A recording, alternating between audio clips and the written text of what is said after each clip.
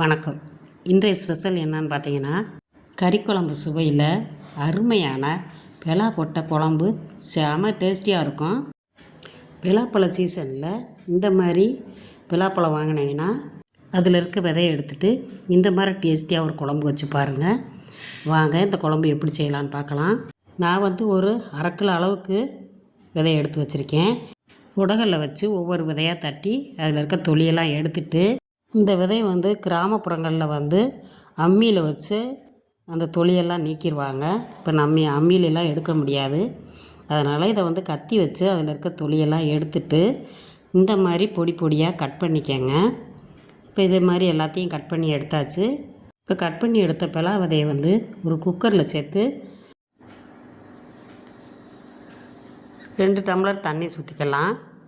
2 tumbler தண்ணி சேர்த்துட்டு தேவையான அளவு உப்பு போட்டு இப்போ இதை அடுப்பில் வச்சு வேக வச்சு எடுத்துருவோம். குக்கர் அடுப்பில் வச்சு ஒரு 3 விசில் இட்டு எடுத்துக்கோங்க. இப்போ கடாயை அடுப்பில் வச்சு ஒரு 3 ஸ்பூன் எண்ணெய் சேர்த்துருக்கேன். எண்ணெய் காஞ்ச உடனே 1 ஸ்பூனு சோம்பு, 2 பட்டை, 3 ஏலக்காய், 2 கிராம்பு, ஒரு கல்பாசி, பிரியாணி இலை, ஒரு கொத்து கருவேப்பிலை சேர்த்து நல்லா பொரிய விட்டுருங்க. இப்போ பெரிய வெங்காயம் பொடி பொடியாக கட் பண்ணி அதையும் சேர்த்து நல்லா வதக்கலாம். நல்லா வாசம் வர்ற அளவுக்கு கண்ணாடி பதத்துக்கு நல்லா வதக்கிடுங்க. இப்போ ஒரு பெரிய தக்காளி பழம் ஒன்றை பொடியாக கட் பண்ணி வச்சுருக்கேன்.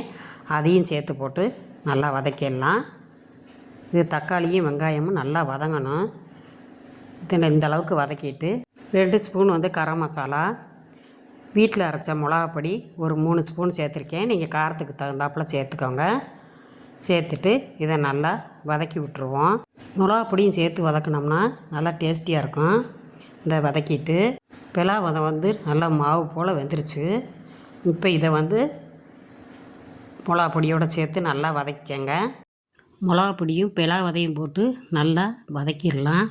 இதை எல்லாத்தையும் ஒன்றா கலந்துருங்க. கலந்ததுக்கப்புறமா ஒரு 3 டம்ளர் தண்ணி சேர்த்துக்கலாம். தண்ணி சேர்த்து நல்லா இதை கொதிக்க விட்டுருவோம். எங்கள் பக்கத்து வீட்டில் இருக்கவங்கெல்லாம், அம்மா இன்றைக்கி என்னம்மா ரெசிபி செய்கிறீங்க, எங்களுக்கு சேர்த்து செய்யுங்கம்மா, வாசம் இங்கே கம்மன்னு வருது அப்படின்னு கேட்பாங்க.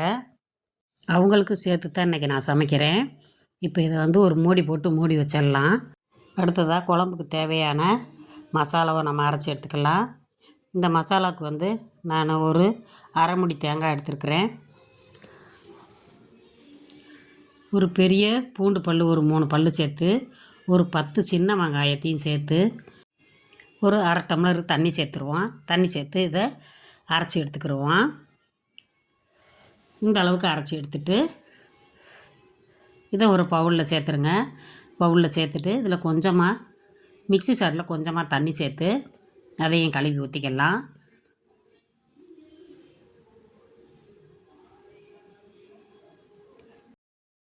இப்போ குழம்பு கொதிச்சிருச்சான்னு பார்க்கலாம். இப்போ நல்லா குழம்பு நல்லா கொதிச்சு வந்துருச்சு. இதை நல்லா ஒன்றோட ஒன்றா நல்லா கலந்து விட்டுறலாம். நல்லா எண்ணெய் பிரிஞ்சு வர அளவுக்கு கொதி வந்துருச்சு. இப்போ நம்ம அரைச்சி வச்சுருக்க மசாலாவை இதில் சேர்த்துருவோம். இந்த மசாலாவை சேர்த்துட்டு ஏற்கனவே பலா விதையில் உப்பு போட்டு தான் நம்ம வேக வச்சுருக்கோம். அதனால் குழம்பு நம்ம டேஸ்ட்டு பார்த்துட்டு அதுக்கப்புறமா கொஞ்சமாக உப்பு சேர்த்து கலந்துக்கலாம்.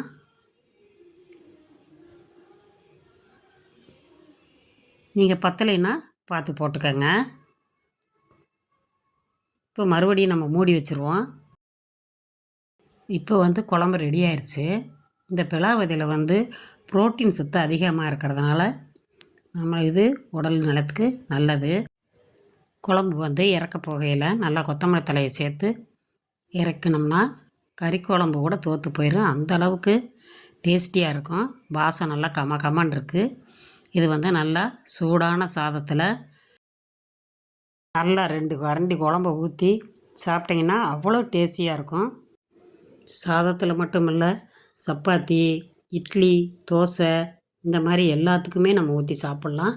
அவ்வளோ டேஸ்டியாக இருக்கும். இதே மாதிரி நீங்களும் பலா விதையை போட்டு இதே முறையில் செஞ்சு பாருங்கள். டேஸ்ட்டு அருமையாக இருக்கும். குழம்பு எப்படி இருந்துச்சு அப்படிங்கிறத கமெண்ட்ஸ் பாக்ஸில் சொல்லுங்கள்.